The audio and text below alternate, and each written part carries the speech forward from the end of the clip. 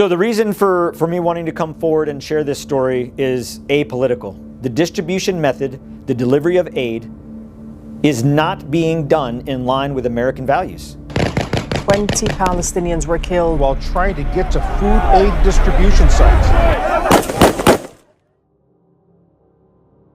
My name is Tony Aguilar. I'm a retired Lieutenant Colonel Green Beret from service in the United States Army. I served for a career of 25 years. I've deployed to Iraq, Afghanistan in combat operations and numerous other operational deployments. So I spent a considerable amount of time in Gaza during my 45 days in Israel. I was under a contract by UG Solutions, which is the security apparatus under the Gaza Humanitarian Foundation. I felt it was a noble cause. I felt it was a good mission to feed the people of Gaza. So I did sign up and go on the contract.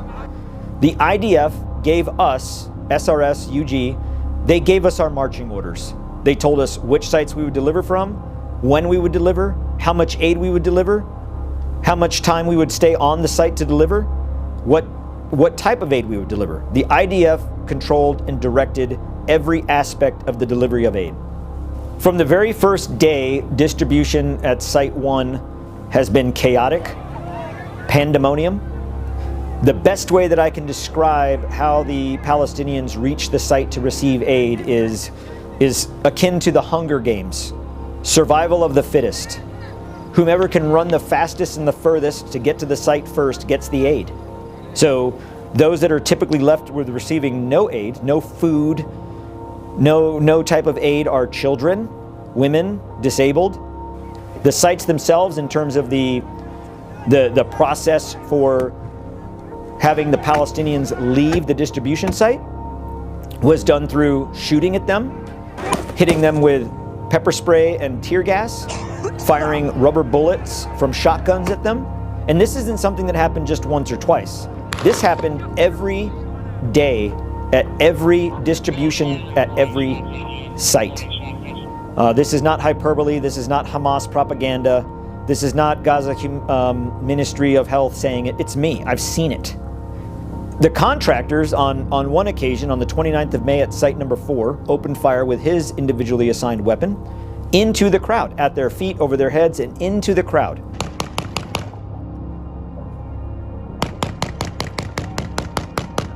As he did this, he celebrated what he was doing and he yelled, "Woohoo!"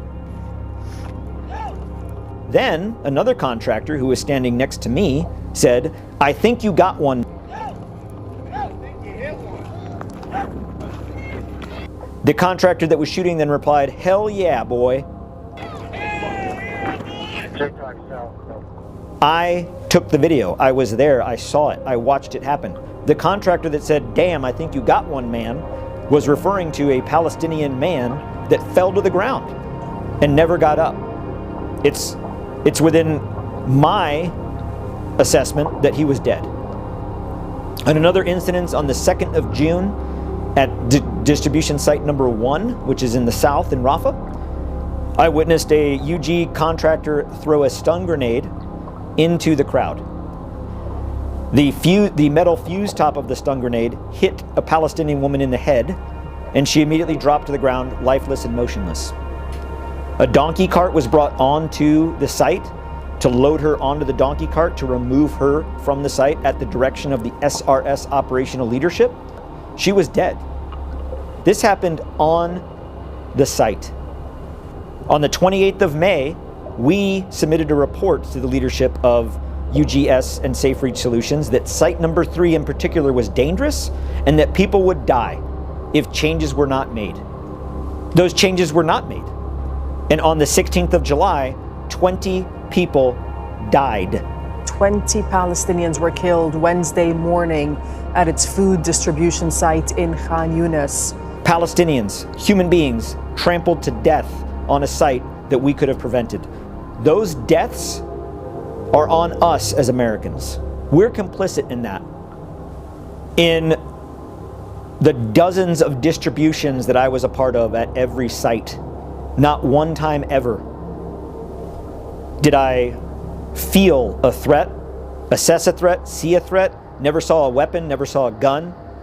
The fire, the actual small arms fire that we received on the locations at times came from the IDF in our location. The entire city of Rafah has been razed to the ground, so there is no civilian population around the sites. They have to travel 8 to 12 kilometers one way, on foot, no vehicles.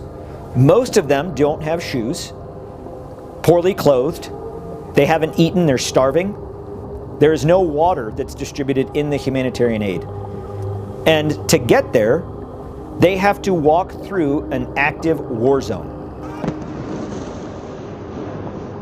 On 2 occasions, I bore witness to a Palestinian man in one instance and a Palestinian woman in a second instance that were carrying their dead children.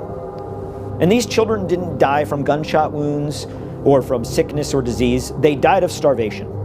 I've seen it with my own eyes. I witnessed it on the ground in Gaza. Americans don't set up food to a starving population and have them walk through a war zone just to then shoot at them and hit them with stun grenades and pepper spray and then send them on their way.